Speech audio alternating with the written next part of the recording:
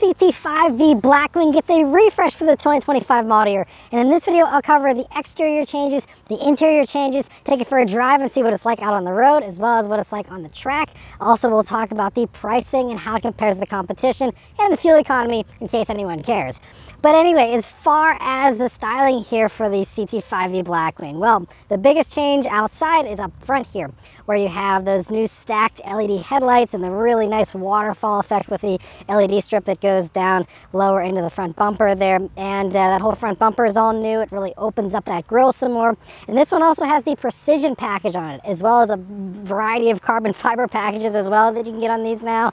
And so they're pricey options, but they give you a lot more handling agility with that precision package, and also, you know, give you the extra lightweightness and extra aero you get here with those carbon fiber bits.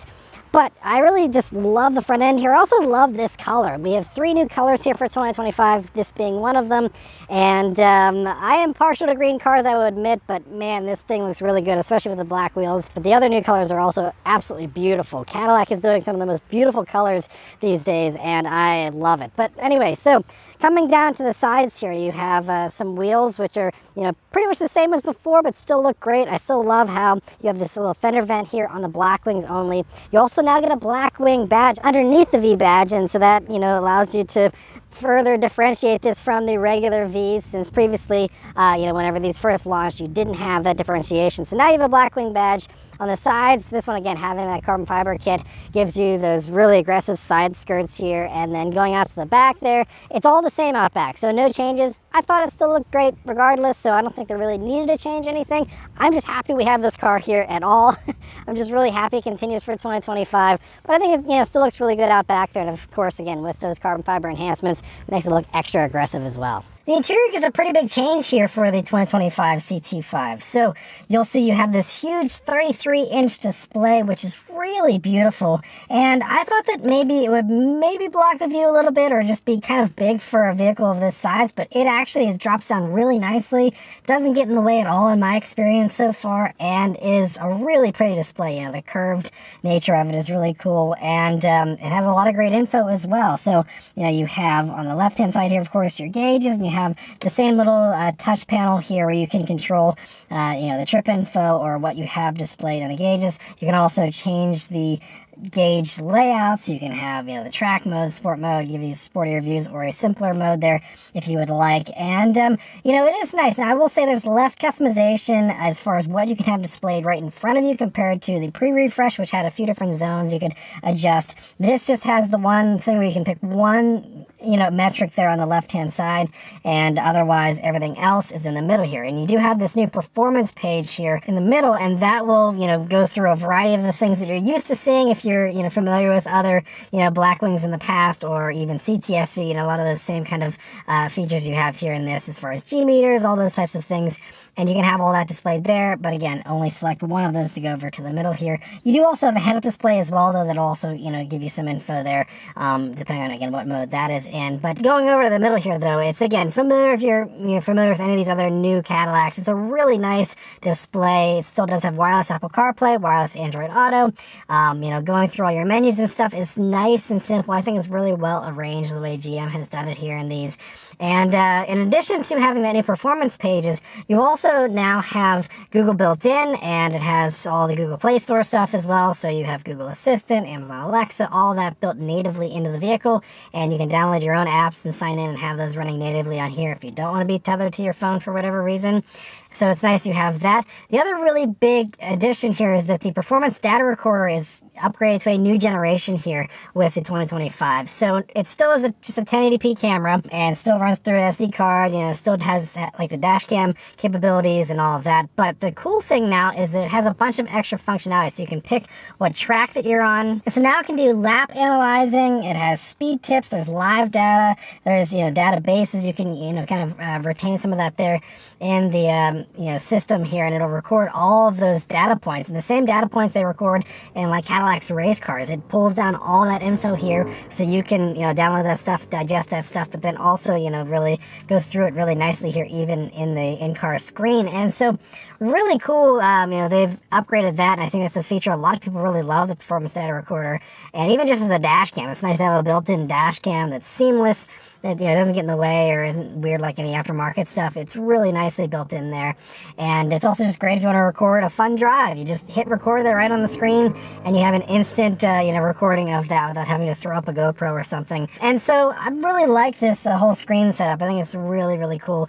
And I prefer the way they do it compared to some of the other competitors, which are also going screen heavy these days, primarily because you will see as we come down, you have a new HVAC control area with these toggles still that remain, very similar to what you got on the pre-refresh, but great that you have all those physical switches and then also physical buttons beneath that for your heated and cooled seat controls, you know, pulling up 360 cameras, turning off lane keep assist, all those basic things right there.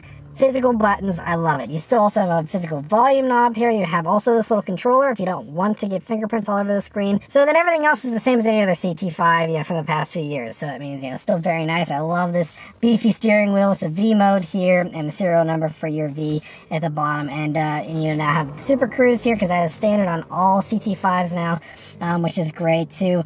And it's still hooked up to this fantastic AKG stereo. You still have a really nice sized back seat here, a good size trunk as well, and overall it's still just a very nice interior. Obviously with a vehicle like this you're paying for the performance primarily, but the interior is also very nice, especially this one decked out with these carbon fiber backed bucket seats and you know, all the nice trimmings you have here in this one certainly upgrades that feel as well. But all CT5s are a really nice place to be. But let's start up and go for a drive. The Blackwings here always have their key that matches the brake calipers. So you have blue brake calipers here, so we get the blue key, and you know, just typical Cadillac key otherwise, and you know, still a really nice key, and but always cool to have that extra bit of color there. But of course it is keyless access, keyless entry, and push button start. So you just leave the key in your pocket, hit the engine start button, and it roars to life. Alright, so we're going to start right off with an acceleration. So let's turn down onto this back road here and see how it accelerates. Here we go. Alright, wow. There we go. There's the good old Blackwing that I know and love. Oh man, this thing is magical. Love it. Oh man, it is good to be back. So as far as the Blackwing power here, it's of course the 6.2 liter supercharged V8 engine that's 668 horsepower, 659 pound-feet of torque. Mechanically it's all the same, and that's a-okay with me. Totally fine. I'm just happy again. We still have a supercharged V8 under the hood of this thing. In these days that we're living in of everything downsizing and electrifying, we still have this. It is so good.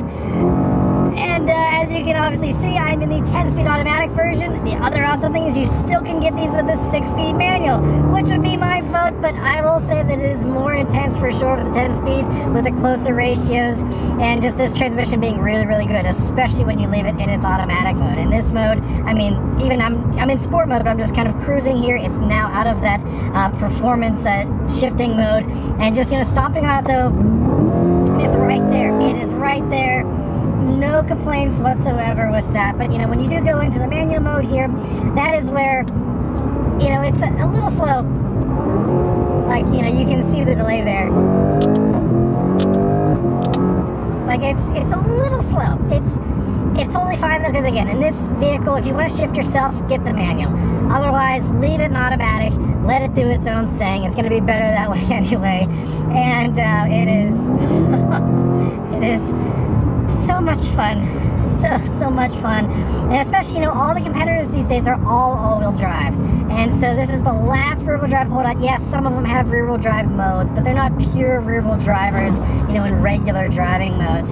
And so, I mean, you know, I think that this thing almost has no peers. There is really no real competitor, because the others are going to, you know, handle things in a much more safe way. This car requires you to actually drive it and manage the back end. Even though you have these, you know, great 305 wide Michelin Pilot Sport 4S tires, you know, lots of tire back there. We have the eLSD putting down the power as best as it possibly can, but it's just a lot of power going to just the rear, and that's the way it should be. That's the fun, you know, driver's car, the engagement, the real engagement that people want.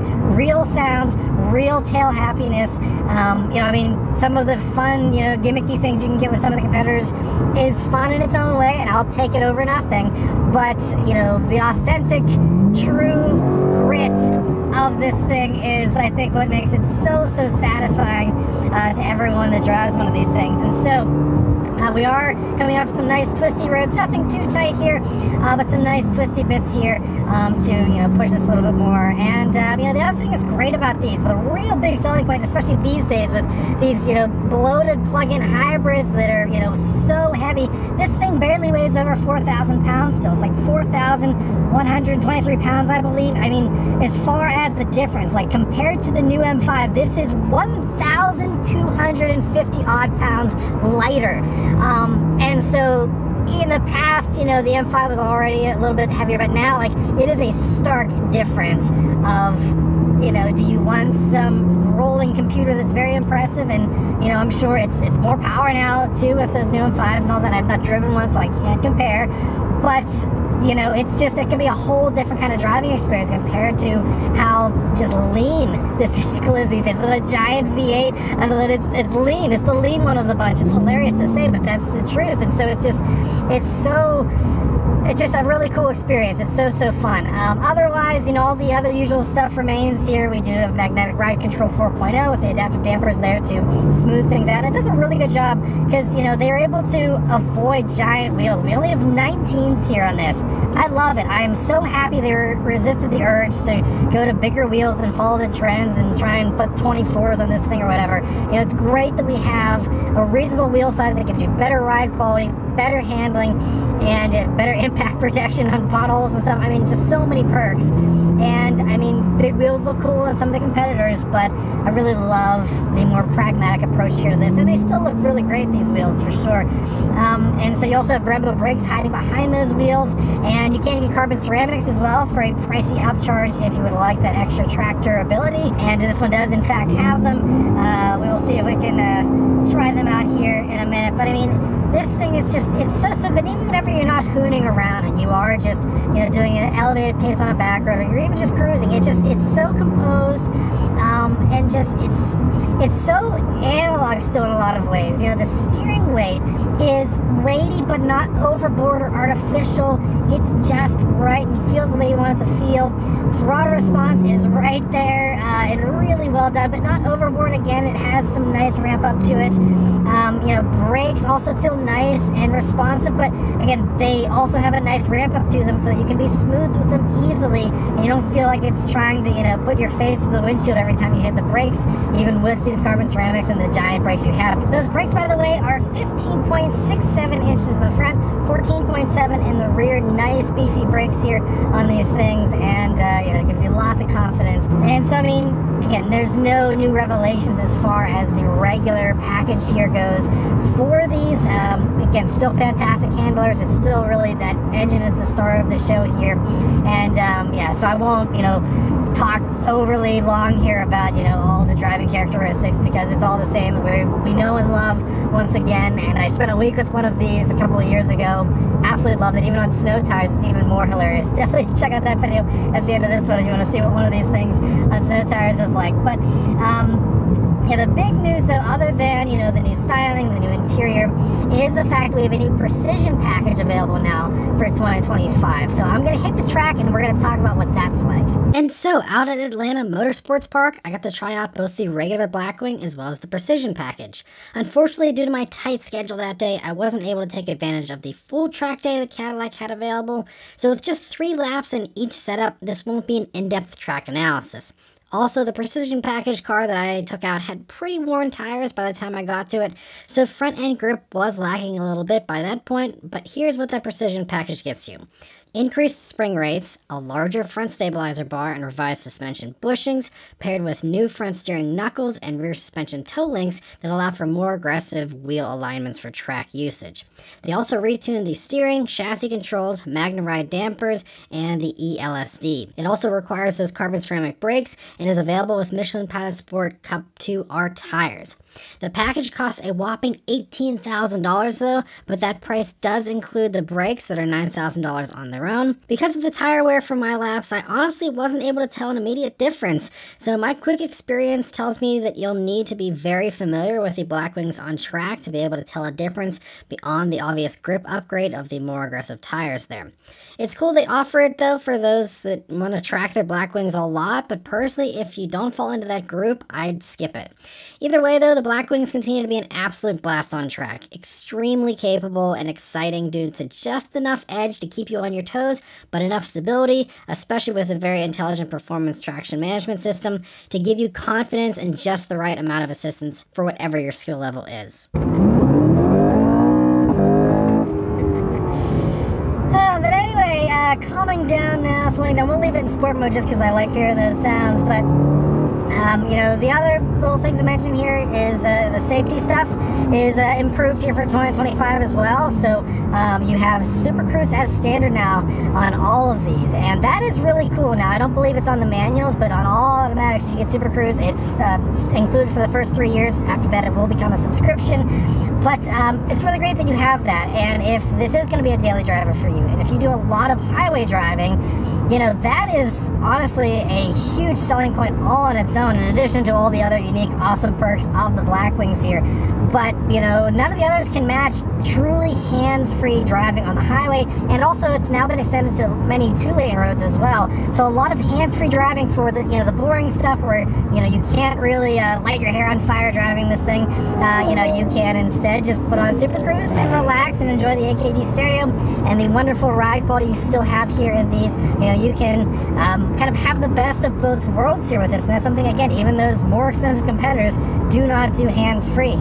So that is a really great perk of this. Otherwise, all the other stuff is a little more advanced for 2025. So you have like side blind zone intervention. So, if you're turning into your blind zone and there's someone there, it can intervene, and it does do more advanced sensing now than it did in the past. So it's great. You also have all the other regular stuff as standard.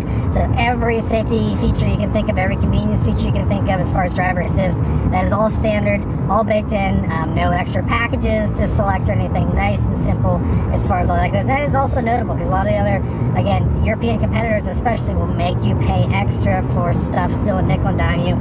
And, they still come out at more expensive than this, even if you don't go for this option. So really great they give you all that stuff here as standard. Another thing you might not care about a whole lot, but I'll mention briefly, is fuel economy. So these are rated 13 mpg in the city, 20 on the highway, and 15 combined. And, it's a supercharged V8. You are happily paying the gas prices for, something like this because that's part of the experience. It's about miles per gallon in this, not miles per gallon really. But just for your reference, those are the fuel economy numbers you can expect there. And then, the last thing to really talk about is pricing and how it compares to the competition. So let's talk about that. So the Blackwings start at $96,990, including destination for the manual, $100,665 for the automatic, which now also includes that Super Cruise. And with all the options, it appears that if you really tried hard, you can get one of these well into the 130s. As far as how it compares to the competition, there's really only two competitors available right now, the BMW M5 and the Audi RS7. You could potentially argue that there's also the Mercedes-AMG C63S, and those do start at the same price tag as the Cadillac, but it seems like almost no one wants its four-cylinder plug-in hybrid powertrain, so I won't bother discussing that anymore. So the main one here is the M5 in my mind, and those start $30,000 higher and add on 1,267 pounds due to that plug-in hybrid system. If you have the money to spare and you don't mind the extra weight, the positives are that you get 49 more horsepower, and BMW now awesomely does offer the M5 Touring, the wagon version that North America finally gets for the first time. Again, I haven't driven it to compare, but I really think they appeal to different buyers these days, with the Blackwing being the choice for the purists in a way, with the much lighter weight and the simpler powertrain. And then the Audi RS7 is the other competitor, and I did actually spend a week with one of those this past summer, and they're a lot of fun as well, but there you're down about 50 horsepower from the Cadillac, and they are heavier. So while they're still fantastic in corners, the Blackwing will definitely be the more agile one. But if you need all-wheel drive or more luxury than the Cadillac offers, the Audi delivers in those two areas for sure, but it comes at a cost, starting at about $134,000 just to get all the same standard equipment that Cadillac gives you as standard. And it can go up quickly from there as well, of course, for the Audi. So because the Blackwing costs less, offers a manual and a supercharged V8, two things no one else can these days, and is executed so well, my pick would be the Cadillac easily. Adding in these sharp new looks and the more modern interior only sweeten the deal and make what was already an amazing car just a little bit better.